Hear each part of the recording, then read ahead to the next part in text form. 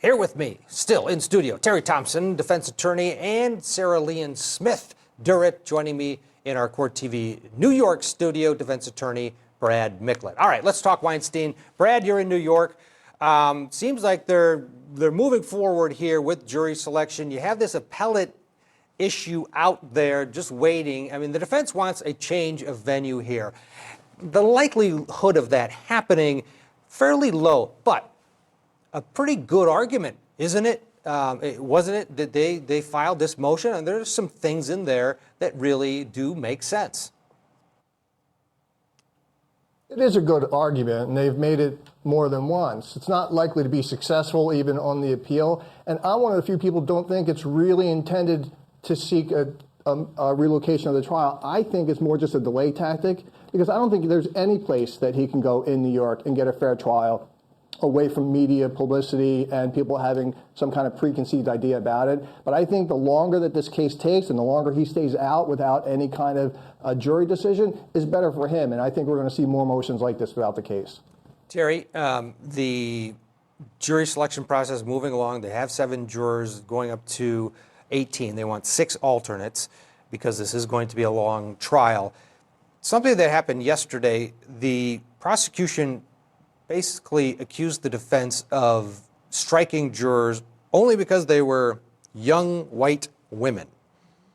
First of all, why do you think that would be, that Weinstein's defense team, according to the prosecution, wants to whack all the young white women? That it seems counterintuitive to, a young female would be more maybe empowered, more in tune to the Me Too movement, and have less experience, less nuance when looking at and evaluating these female accusers. Saraliene and I were just discussing this during the break. It's a difficult thing to do as a defense attorney when you are preparing for jury selection, because that is the most, in my opinion, the most important thing that an attorney has to evaluate, either whether you're prosecution or defense. But to your point, here you have, I expect, a number of white female victims coming in to allege, or to accuse rather, that Mr. Weinstein did certain acts.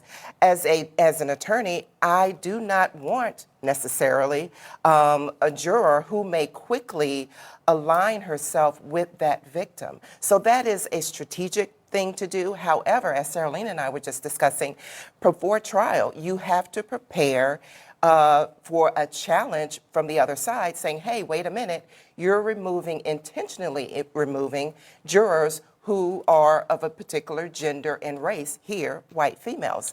So as an attorney, you need to be prepared to argue for a gender-based or a race-based neutral reason as to why you're seeking to remove a juror. Yeah, and Saraliene, I guess, it does make sense that maybe a young white, I don't understand the race, but a young female wouldn't maybe be as critical of a victim coming in, taking the stand, breaking down in tears. They could get caught up in that story and the emotion, where an older female might say, what were you doing there in the first place? Or why did you put yourself in this position? Come on, you're going to give somebody a back rub? You're kidding me. You know where that's going. Right. Is that, do you think, the way that the defense was going potentially here? Right. I do think that's what they're thinking about in this case, because I think, as you said, an older juror might question the younger female's motives in going to meet him if they met him in his hotel room. And so you might want someone who's older on the juror. Although we are not allowed to say to the jury, put yourself in the position of the victims in this case, or put yourself in the position of the defendant in this case. Obviously, you want a juror on your jury that's going to identify with the party you're most sympathetic to. So if you can get a young girl on the jury who maybe has had experience with older men who have been, inappropriate sexually, yeah, you're going to want that person as the prosecutor to be listening to the evidence and identifying with that. And they've been watching them all get bounced by the defense, and they're getting frustrated and brought it up with the judge, obviously. We'll see how it plays out today. Weinstein's fate will rest in the hands of a jury of his peers, 12 people who are currently being selected right now. But how do you pick an impartial jury for such a high-profile defendant in one of the most talked-about criminal trials in the country? In the new Court TV podcast, Vinny Politan and Seema Iyer discuss how star power from both the defense table and the witness box will impact this trial. In my hot little hands, I am holding a potential witness list. And Vincent, let me tell you, this is like a who's who of Hollywood. Oh yeah, this is a more of a celebrity trial than I think anyone I've ever covered before. Because usually you have one celebrity who's on trial at counsel table, but you look at who's involved in this case. Harvey Weinstein, is famous or infamous, but he doesn't even crack the top 10. You can find the latest version of the Court TV podcast on Stitcher, Apple, and Google Podcasts, and of course, on CourtTV.com. We'll be right back after this short break. Stay with us. This is Harvey Weinstein. He was untouchable. First big trial of 2020 is New York versus Harvey Weinstein. With 90 accusers, he's ruined so many lives. He tells you what you want to hear. Is Mr. Weinstein going to testify? What was going through your head during the assault? Just because a woman makes a claim does not mean that it is true.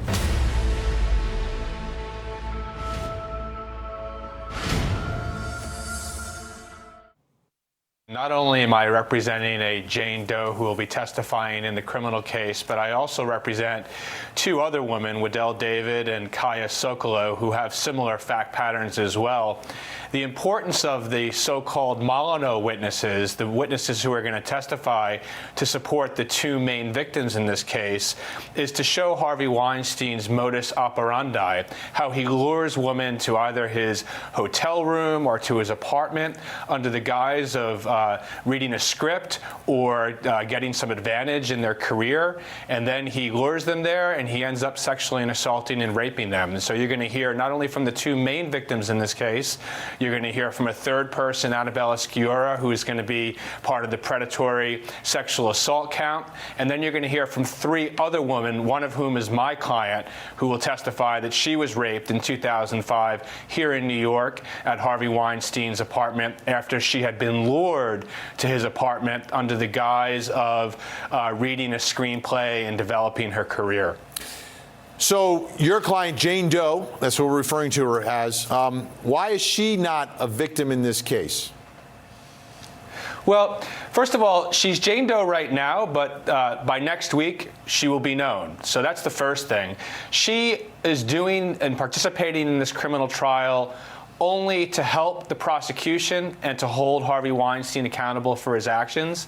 She has no civil claim. Her civil claim is barred by the statute of limitations. So her motivation, as I said, is to hold him accountable and to help the prosecution. Why is she not one of the two, or what would be a third victim?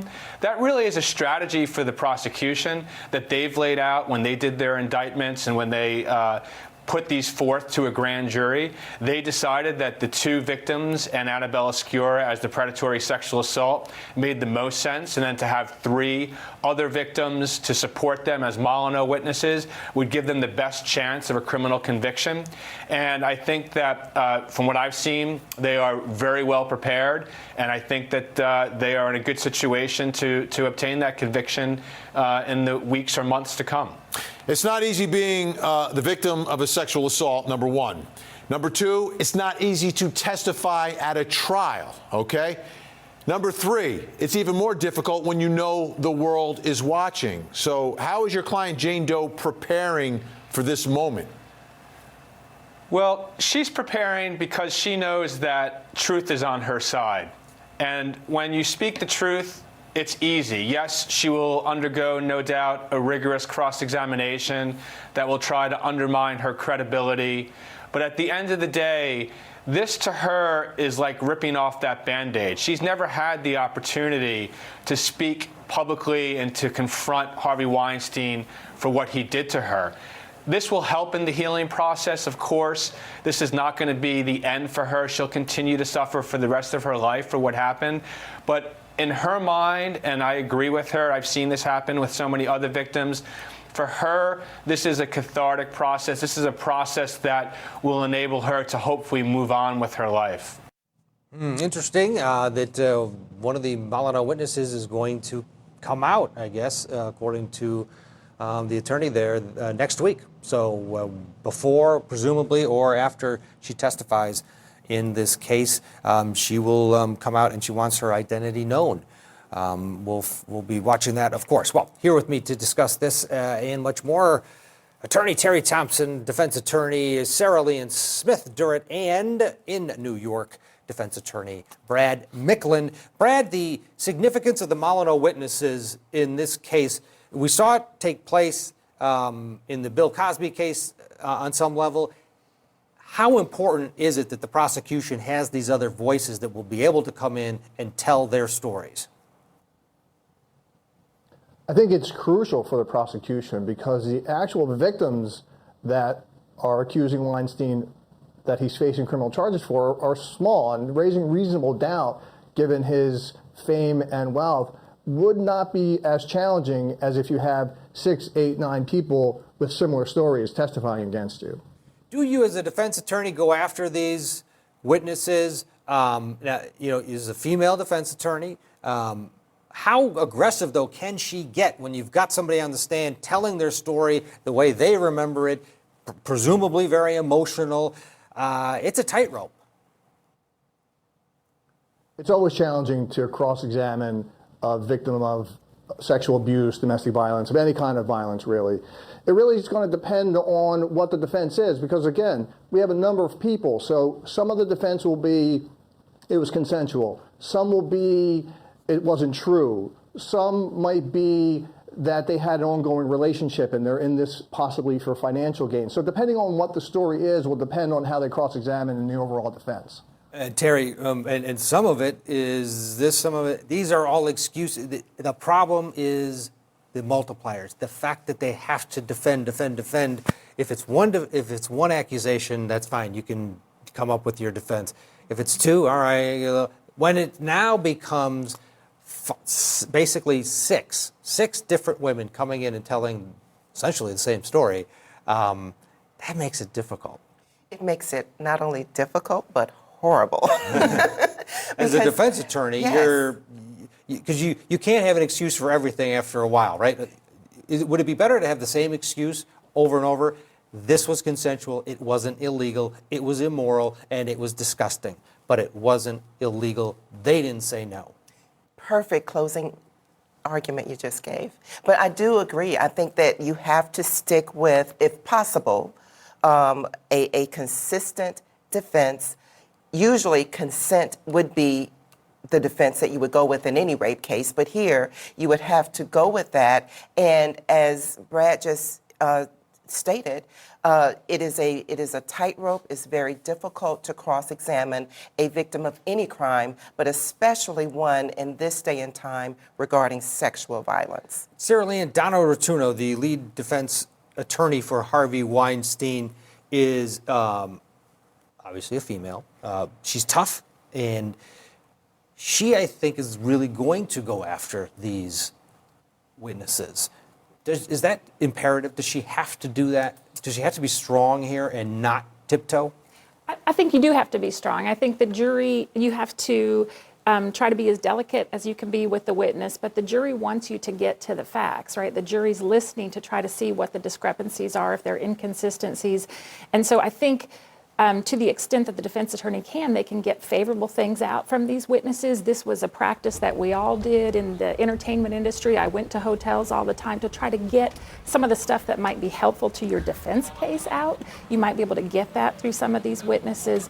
And then when you get to the delicate stuff, I don't think it's improper to say, I'm sorry that I have to ask you these questions, but we need to go through what your actual allegations are. And you can't say you're a liar. You have to say he may have misconstrued, right? That's the angle. Right, or even... Yeah, you can't say this didn't happen because there's 6 of them. Well, but it's not unheard of for people to jump on board when there's a prosecution and someone's making an allegation. It's not unheard of for a witness to come forward and say, oh, that happened to me too, but you still have to check all the allegations from each witness. As we watch Harvey Weinstein walking into the courthouse this morning in Manhattan, this was earlier this morning, of course, still using the walker, and every time he takes that first step, he almost slips. It's difficult. You can see, people say, oh, he's faking it. He is obviously in pain. He had back surgery after a car accident, and he struggles every day getting into the courthouse. This was earlier this morning. All right, well, Harvey Weinstein has faced a lot of bad press since the allegations against him first surfaced in 2015, but his accusers are facing some backlash too. Our coverage of New York versus Weinstein continues right after this break. He just got me to do what he was doing, which was masturbate, and then he just all over the floor, and he then just acted like nothing happened and just stepped over it and just zipped himself up and says, yeah, we're gonna take care of everything. Yeah, we're gonna we'll get in touch with you. And it was just, you kind of know at that point that it's like nothing made sense, because it's like I'd never had an experience like that. So it was like how can this be the person that I believe in so much? How did this just happen so quickly?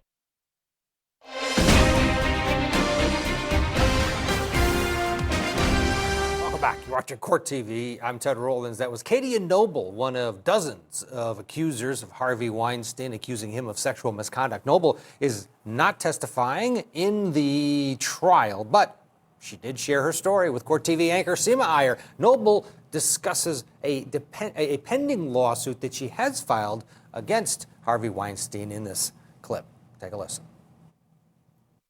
Have you suffered repercussions by going public within your industry, within acting, modeling jobs, your career? Yeah, I do feel definitely that,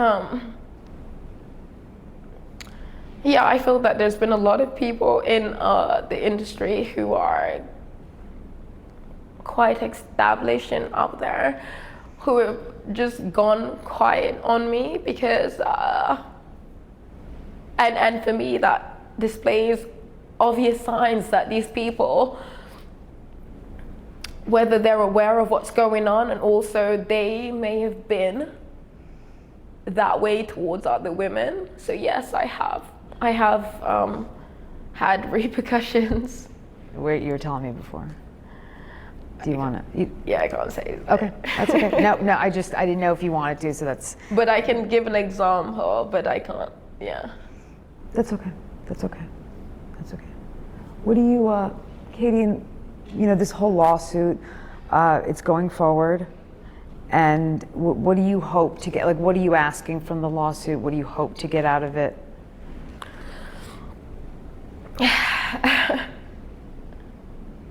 Better tomorrow.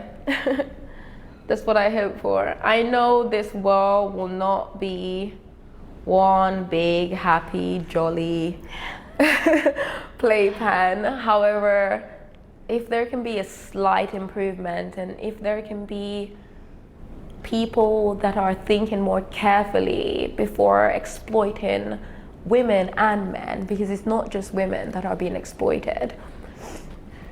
If there can just be more awareness and people being conscious that there will be a punishment, then for me that will be better tomorrow. The lawsuit, like, are you asking for some kind of compensation, some monetary reward, and whether it's for your medical bills, what is that part? So the lawsuit, it's my lawyer Jeff Herman is hoping to get me some type of compensation, financial compensation. I've gone through a lot of lost earnings and also mental breakdown and therapy and all the rest, being on a suicidal ward. So I think some type of financial compensation, that is not, for me, that isn't true justice, but some type of financial compensation will be, being a single mother and the rest, of course, it will be helpful. Of course. But the bigger picture is for Harvey to get some type of penalty where he has to do some time in prison. if he's convicted, if he goes to prison, will that give you some kind of justice? Harvey going to prison will definitely give me some type of justice, because I would feel that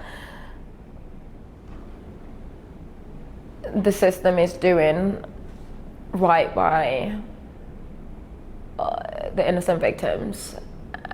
Yes, I do feel that he deserves to have some time in prison to reflect on the damage he's done. That will help me massively to know that he spent some time locked away. Teri Thompson and Saraliene Durrett are with me in studio in our New York studio. Defense attorney Brad Micklin still with us as well. Brad, to you, what stands out to you as the most significant part of the prosecution's case going into next week? I think the most significant part of their case is going to be the similar stories that all the witnesses and victims seem to be telling. We don't seem to hear that one assault occurred in an apartment and one rape was in a hotel room. We hear stories of mutual masturbation. We hear stories that they were all in his hotel room or in a hotel room. So I think when you hear 2, 4, 6, 8 different people with very similar stories, that's going to be very compelling to a jury.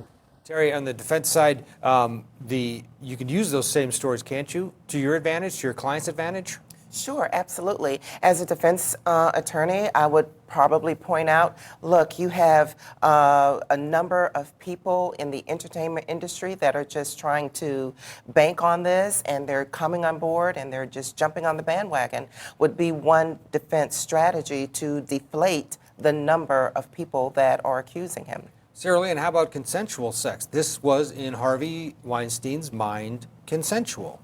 That's right. And I think if there's evidence that the defense has of texting back and forth or flirty behavior with any of these women, they're going to want they're going to want to draw that out and show that to the jury and say, you know, he had an expectation here because they had an ongoing relationship, and that there's nothing unusual about the sex that they were having because everyone agreed that they wanted to do it. Brad, aren't those emails that are supposedly coming in that took place between the accusers and Harvey Weinstein after the alleged assaults going to be a hurdle for prosecution? This checking in and Harvey, can we have lunch? That's not how you treat your rapist, is it? It's certainly going to be a challenge they need to overcome, but I think part of the prosecution's case is going to be that these women had no choice, that there was a type of coercion both before and after the assaults because of his fame, because of his power, because of their career, that they didn't have any choice, and that they were forced before and after to do whatever Harvey asked them to do. Is that a Hollywood-only, Teri, scenario, or will a juror who works at a bank be able to understand that nuance? Because if that person's manager, pulls this thing out in his office, you get to run up to HR and say, hey, can you believe this? Right. It is a universal, unfortunately, it's a universal issue right now. And it absolutely happens. And I think a juror, let's say... But there's no HR department in Hollywood. That's right. There isn't one. And from what I understand, there is a need for actors, actresses to do what they can to get ahead. So, Saraliene, the problem, though, is to get that jury to understand, because you're going to have skeptical, most likely women, jurors, who are saying, well, why didn't you do this? I think that's right. And I think with the scenario you gave, in the bank, you're going to the bank supervisor's office. You're not going to their hotel room, right? So I think that's an initial hurdle for the prosecution is you chose to go to this hotel room. Because there is no office. Right? In Hollywood, right? You're going to meet. Right? It's a meet. Harvey Weinstein wants to meet me. Of course you're going to go. Right. And I think that's where you're going to have that. It's important to pick the correct jurors, because I think if you get older jurors who are more set in their ways, they're going to have a hard time understanding why you would have a business meeting in a hotel room in the first place. Right. And maybe an expert witness to talk about the nuances of that industry, that things that don't make sense do make sense in Hollywood, right. And he exploited all of it. We're going to take a quick break. Stay tuned. We have much more ahead. This is Court TV, your front row seat to justice. It was the first made-for-TV trial. Okay. The trial of the century. Did you see that? Like you've never seen it before. That's what really turned the case around. A Court TV original series, OJ 25, premieres Thursday at 9/8 Central, only on Court TV. Have been selected so far, and the defense has 7 or 8, we're not quite sure, preemptory challenges left to use. As you see Harvey Weinstein getting out of the white SUV he always is driven in each morning. And this is this morning in Manhattan, wearing some sort of a leather bomber jacket today. And of course using that walker, which he is relying on since his back surgery a few weeks ago. Next to him, his lead defense attorney, Donna Rotuno, walking into court in Manhattan today for what could be the last day of jury selection. There is a very good chance that by the end of the day, that man will be able to look and see who will have his fate in their hands as this trial begins in earnest, with opening statements next week scheduled for Wednesday. Of course, Monday is Martin Luther King holiday, and then Tuesday they are keeping open to deal with any other housekeeping issues. Plus, there is that appellate issue, that change of venue that is out there. There's a chance, albeit slight, that this trial could be moved. Everything could be stopped and moved to another county if the appeals court in New York deems it necessary. Joining me in studio all morning long, Teri Thompson and Saraliene Durrett in our New York studio. Criminal defense attorney Brad Micklin. As we enter into this final stage of jury selection, Brad, the defense has 7 peremptories left. Each side was given 20. That is pretty generous, is it not? Typically, you don't, as a defense attorney, have that many challenges at your disposal. I don't think it's unusual. I mean, again, we have serious allegations. We have a high-profile case, a high-net-worth defendant, and a lot of media coverage, which has been described as a media circus. So I think there's going to be a lot of taint to a lot of jurors that come in. We've seen how many it's taken just to get this far. So I don't think it's an unusual amount. How do you think the high-profile nature of this case changes the case? Does it help either side? Does it give Harvey Weinstein an edge, or is it a disadvantage? It could go either way. I mean, I think there are going to be some people who think, well, this is how Hollywood is, and that works against Harvey. I think they're going to think it's believable that he would use his money and power to abuse young, pretty women, and that's just the way it was. That's why we hear terms like casting couch. Then I think there's going to be other people, younger, more open-minded, that are going to say, this is a system of beyond reasonable doubt. Can we really believe, one, that it happened, and two, that they didn't know, they didn't consent, they didn't have the stories that we now have, they didn't hear the casting couch. Even some of the witnesses, or at least some of the interviews we've heard of, people speaking that they knew in advance of the stories of Harvey Weinstein. They warned them, if you don't come back in 10 minutes, I'm going to call for help. It's questionable what they knew and didn't know going into it, and that's going to be a challenge on, I think, both sides. Yeah, and Teri, for the jaded New York juror, it can go either way, right? You could be jaded either side. You can say, oh, God, that Hollywood guy, he's guilty, or those Hollywood people, they're morons. I mean, you can see it going either way. It's all about the momentum and the building up of your storytelling. How important are the opening statements? Opening statements are critical. Of course, it follows right after jury selection.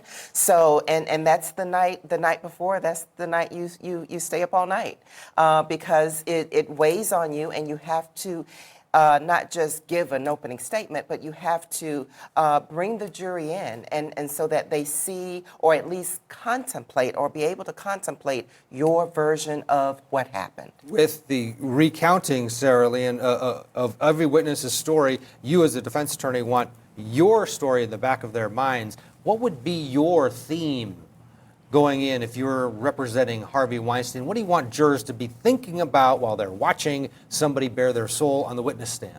I think you want the jury to be realizing that this is his one shot at this and that you were putting this in your hands and you really need to consider the evidence. You may have heard a lot of things either during jury selection or in the media, but now it's in your hands and we want you to consider the evidence carefully and to use your common sense. I think that's a common theme for defense attorneys to say, listen, when you're listening to those witnesses testify and they're telling you inconsistent things, you're allowed to use your common sense. Does it make sense to you, the things they're saying about how this happened or when they changed your story? You keep in mind that during opening statements, you can't be argumentative. You have to tell the jury, this is what I think the evidence will show. So you are a little bit more toned down and you're explaining what you think the evidence will show, but you want to keep reminding them that they're allowed to use their common sense to judge those witnesses. Yeah, absolutely. Our other trial in Pensacola, Florida, jury selection continues in that one as well. That's a death penalty case involving a man accused of triple murder. Donald Hartung is accused of brutally killing his mother and two half-brothers in 2015. Court documents indicate that Hartung's religion may have been a motivating factor in the crime. Hartung told police that he's a practicing Wiccan, and investigators believe that an element of the murder was consistent with a ritual killing. Each victim suffered a stab wound to the neck and was found buried beneath a pile of clothes. Von Seal Smith's state attorney did confirm to police that she had excluded Donald, her eldest son, from her will, and that has led prosecutors to believe that there may also be a financial motive to the murders. Jury selection in the case is taking long because it is a death penalty case. They've been at it for the entire week. Prospective jurors have been asked about not only their feelings of the death penalty, but they've also been asked about their feelings around the Wicca religion. Prosecutors used information from a jailhouse snitch to build their case against Donald Hartung, but testimony from a snitch, well, that can backfire. Is the risk really worth the reward? We're going to discuss that right after a break. You're watching Court TV. Stay with us.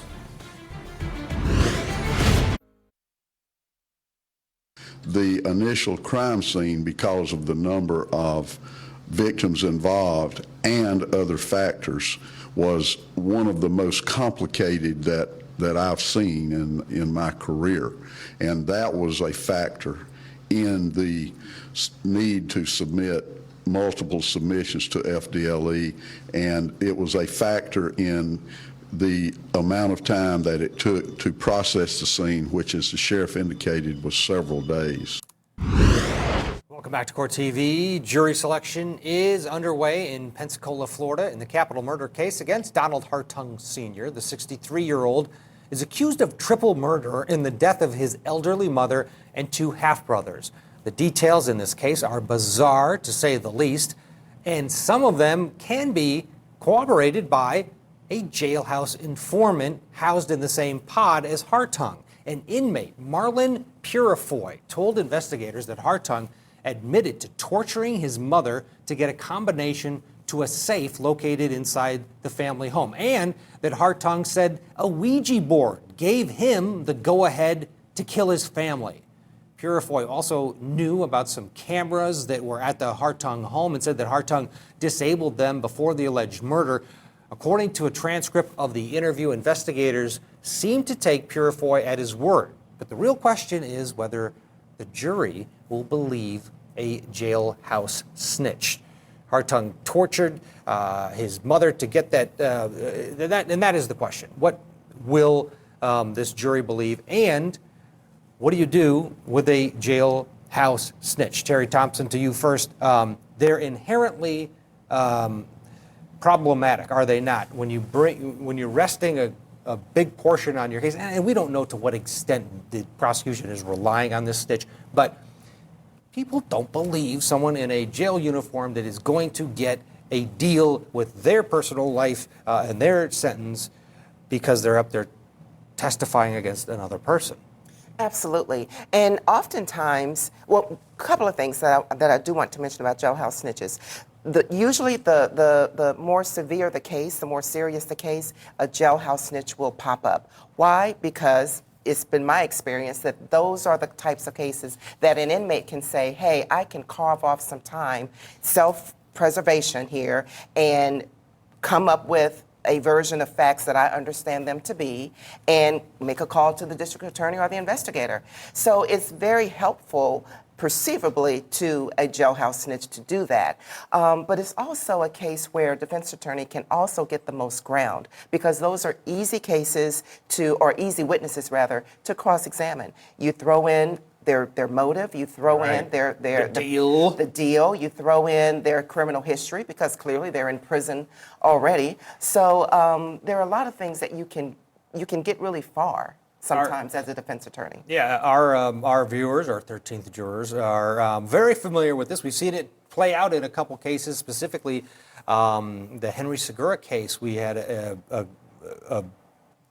jailhouse snitch, actually, for both sides, or a jailhouse witness, we'll call them. On both sides, they both used them, and frankly, I think both of them flopped. Let's first listen and remind our viewers of this taking place earlier this year, last year. This was Kelsey Kennard. He was on the stand for the prosecution, but he kind of fell flat. What did he tell you on the third day about that case? Well, he had told me that he killed his baby moms for because him or her was going through some child support issues or something like that, and he was upset because she was obviously had more money than him, and she wouldn't take him off because he had a little boy or something by, and killed her and the kids and everybody. Okay. Did he give you? And so he says that there was a money issue having to do with child support. Yes, sir. And he was upset because she apparently had more money. Did he give you any other details regarding it?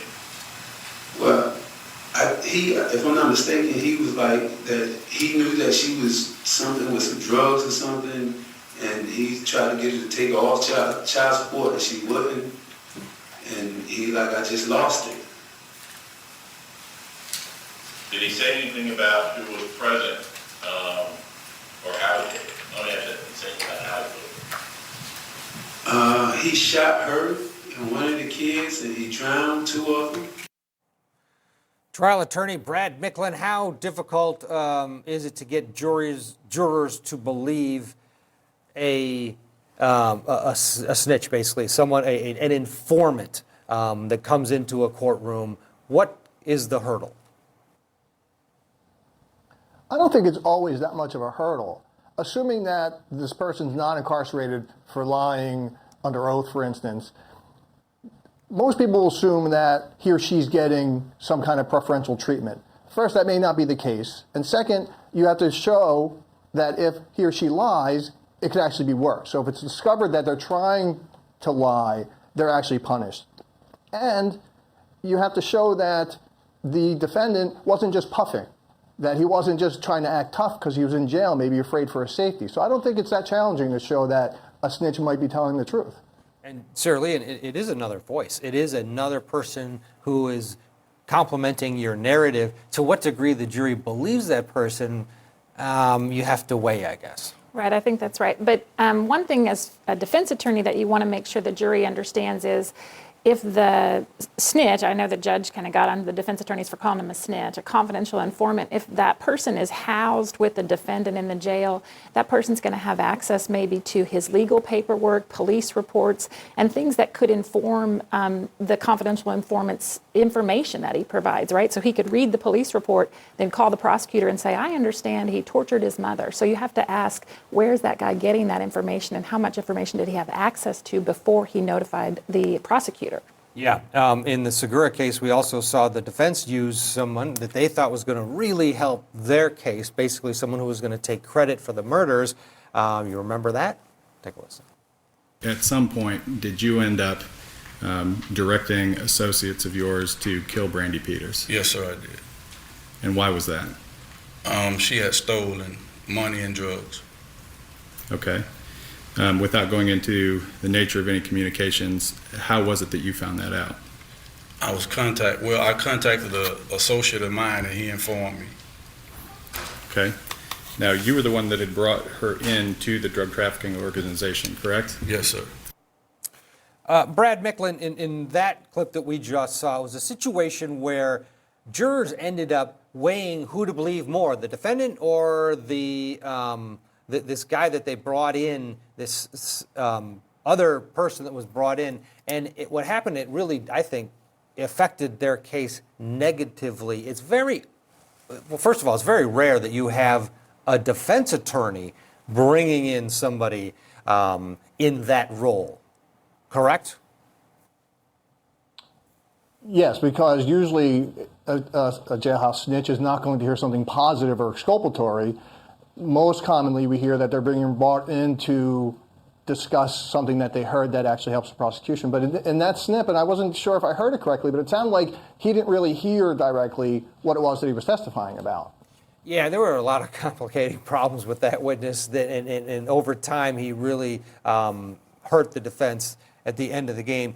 Teri, the bottom line here is that we're going to hear this witness in the case against Hartung, but it'll be interesting to see how it's received. If you're the prosecutor, you have to warn jurors. I mean, how do you handle it? Do you warn them and say, now, you may not believe everything, or you may, you may not believe that this guy is a good person, but give them a listen. Absolutely. That is exactly what the prosecution has to do. Let the jury know this is someone that we're going to call, or even in their opening or in their closings, let them know this person was a convicted felon. This person did bad things. You may not like that witness, but this witness knew details that he could not have gotten except from that defendant. What about the Ouija board thing? Because he's going to say, and this is the guy that claims that Hartung claimed he killed his family because of a Ouija board.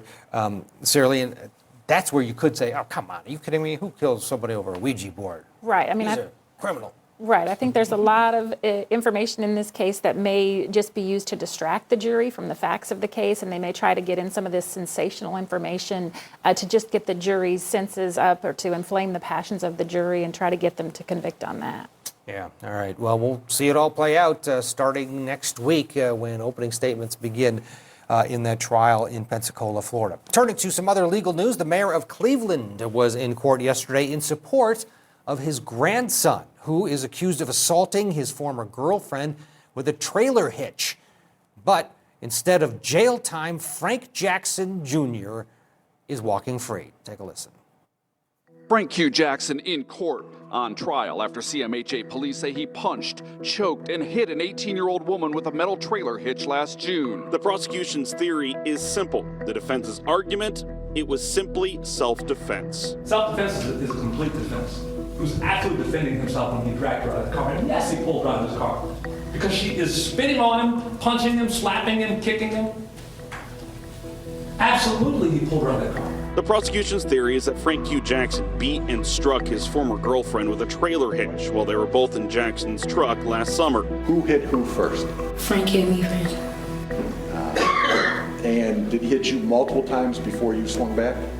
Yes. Jackson's former girlfriend, who did not want her face shown, spent more than 2 hours on the stand, with the most combative testimony coming under cross-examination. Frank Jackson is guilty of trying to get away from you because you are being violent towards him, correct? He was being violent towards me. Well, you didn't say that to the detective. You didn't say he's trying to drag me out because he was losing the fight or because the fight wasn't going his way. You said because I was fighting him.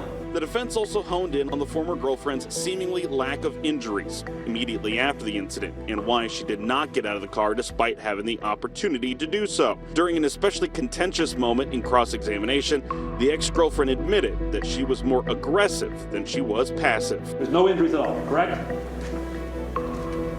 Correct? Yes. Mayor Frank Jackson in the courtroom this afternoon, watching as his grandson, Frank Q. Jackson, admitted assaulting an 18-year-old woman last June. I wish I would have walked away and just left the car. Instead, witnesses say he punched, choked, and hit his accuser with a metal trailer hitch. But Jackson's defense attorney calls it a case of mutual assault. This was, as I said months ago, a terrible case that would never have been brought were it not for who his grandfather is. Jeffrey Saffold believes the charges were politically driven. Initially, city prosecutors declined to file charges in the case, citing a lack of evidence. County prosecutors then picked it up and secured the felony indictments. I can only say that this is a case that I don't believe otherwise would have been brought were there not outside influences. In terms of who those persons were who brought the influence to bear, that would be for you to look into. But the prosecutor's office says politics had nothing to do with the original charges. We don't do that. We charge based on the evidence that was before us at the time. Things unfold as they do, and you make changes or evaluations based on that, and that's what we did in this case. Prosecutors admit after 2 days of testimony, they worried they couldn't prove Jackson committed a felony. I asked Mayor Frank Jackson if the dropping of those serious charges vindicated the city's decision not to file charges. I think I'm happy for my grandson. Thank you. This plea came on day 3 of Jackson's trial on felonious assault and abduction charges. A conviction on those counts could have brought an 8-year prison sentence. Instead, by pleading guilty to misdemeanor assault, Jackson was sentenced to the 8 days he spent in jail after his arrest and probation. All right, story out of Cleveland there. Coming up, attorney Douglas Wigdor sits down for an exclusive interview with Court TV. He's representing one of the Molyneux witnesses who will testify at trial about Harvey Weinstein's alleged prior bad acts. Wigdor will give us a preview of what Jane Doe will say on the stand. That's ahead after the break. This is Harvey Weinstein. He was untouchable. First big trial of 2020 is New York versus Harvey Weinstein. With 90 accusers, he's ruined so many lives. He tells you what you want to hear. Is Mr. Weinstein going to testify? What was going through your head during the assault? Just because a woman makes a claim does not mean that it is true.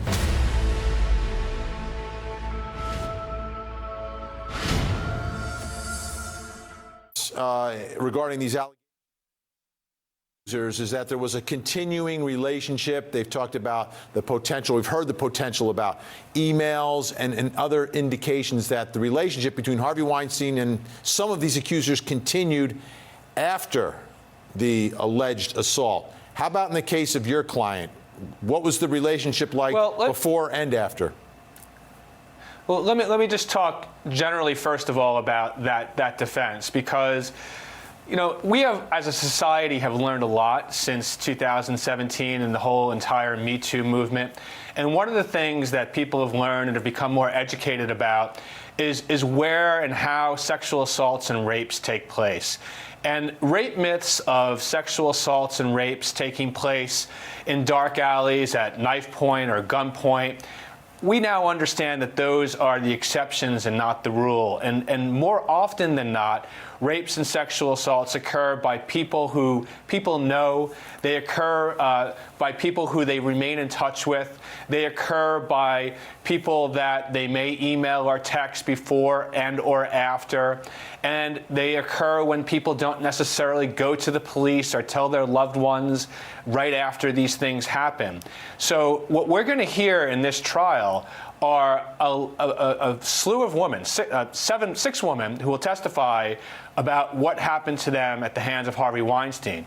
The defense will try and conjure up these rape myths. They're going to try and say, well, you didn't go to the police right after this happened. There was no rape kit taken. You didn't tell your boyfriend or your loved one or your parents. You didn't tell anyone for years. In fact, you went back to Harvey Weinstein. And these are the sorts of things that you're going to hear throughout this entire trial. But I think when you have 6 women who are going to testify about being sexually assaulted and raped, and we put it in the context of what the expert witnesses will testify as well, and where we are as a society, I think that will be completely undermined. I'm not going to talk specifically about my client's case and what the defense might be and what she's going to say. We're going to hear that soon enough, and I will come back on your show. I look forward to coming back on your show to deal with the testimony, and we can talk about it after my client testifies. But I'm confident in one thing. She is going to come across as a very trustworthy, honest, candid, forthright woman with no other motivation but to tell the truth, to help the prosecution team, to get a conviction, and to confront Harvey Weinstein for what he did to her. How would you describe the impact that what happened back in 2005 has had on your client? Devastating. It's had a devastating impact on her. She thinks about this often. She's had a hard time putting this past her. And this is really providing her an opportunity to try and turn to the next page, to the next chapter. and to tell her story and to support the other women who are testifying and all of the other women who aren't testifying. So this is part of a process for her. It is not easy. I can assure you that it's never easy, either whether it be a criminal case or a civil case. Testifying in court, having to undergo cross-examination, having jurors look at you, a judge look at you, the people in the courtroom look at you and judging you. These things aren't easy. But if you speak the truth and you answer the questions truthfully, then you have this confidence that comes with what you're saying that lets you speak freely.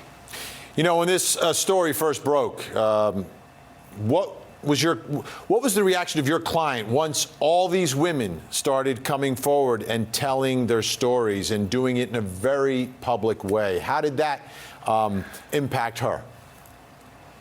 Well, that's what the whole Me Too movement really is about. I mean, not only is it debunking these rape and sexual assault myths, but it's about women being able to come forward and share their stories. And, you know, a lot of women who suffer, they suffer silently.